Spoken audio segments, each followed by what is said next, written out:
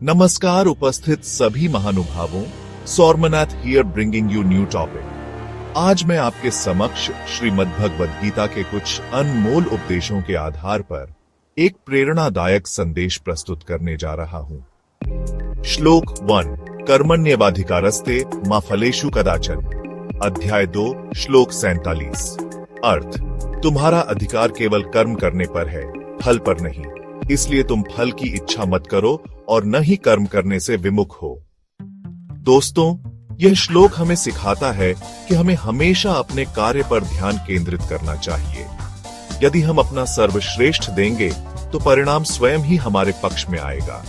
लेकिन यदि हम परिणाम के बारे में सोचते रहेंगे तो हमारी एकाग्रता भंग हो जाएगी। जीवन में सफलता उन्हीं लोगों को मिलती है जो बिना परिणाम की चिंता किए लगातार प्रयास करते हैं। इसलिए जो भी काम करें पूरे मन और आत्मा से करें, फल की चिंता छोड़ दें। श्लोक 2 न हि कश्चित क्षणमपि जातु तिष्ठत्य कर्मकृत। अध्याय 3 श्लोक 5। अर्थ, कोई भी व्यक्ति एक क्षण के लिए भी बिना कर्म किए नहीं रह सकता। प्रत्येक व्यक्ति प्रकृति के प्रभाव के कारण कर्म करता है। यह श्लोक हमें सिखाता है कि जीवन निरंतर कर्म करने का नाम है।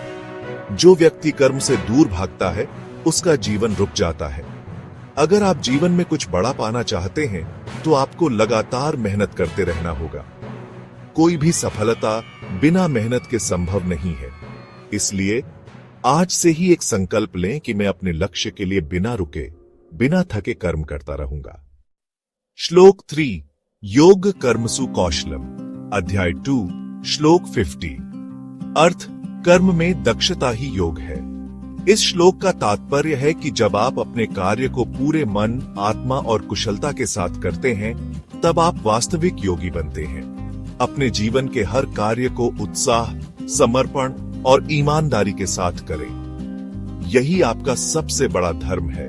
यदि आप किसी भी काम में पूर्णता प्राप्त कर लेंगे तो दुनिया की कोई ताकत आपको सफलता से रोक नहीं सकती। श्लोक 4 उद्यमेन हि सिद्धयन्ति कार्याणि न मनोरथ है। महाभारत से प्रेरित श्लोक। अर्थ, कार्य केवल परिश्रम से सिद्ध होते हैं, केवल सोचने या इच्छा करने से नहीं। यह हमें सिखाता है कि केवल सोचने या सपने देखने से कुछ नहीं होगा। जब तक हम मेहनत नहीं करेंगे तब तक हमारा सपना हकीकत नहीं बनेगा। अगर आपके जीवन में कोई लक्ष्य है तो आज ही से उसकी ओर बढ़ना शुरू करें। मेहनत करें, संघर्ष करें और अपने सपने को सच करें। आज श्रीमद् भगवद गीता के इन अमूल्य उपदेशों से हमें यह शिक्षा मिलती है कि अपने कर्म पर ध्यान दें, फल की चिंता छोड़ दें, बिना रुके मेहनत करें, क्योंकि कर्म ही जीवन का सार है।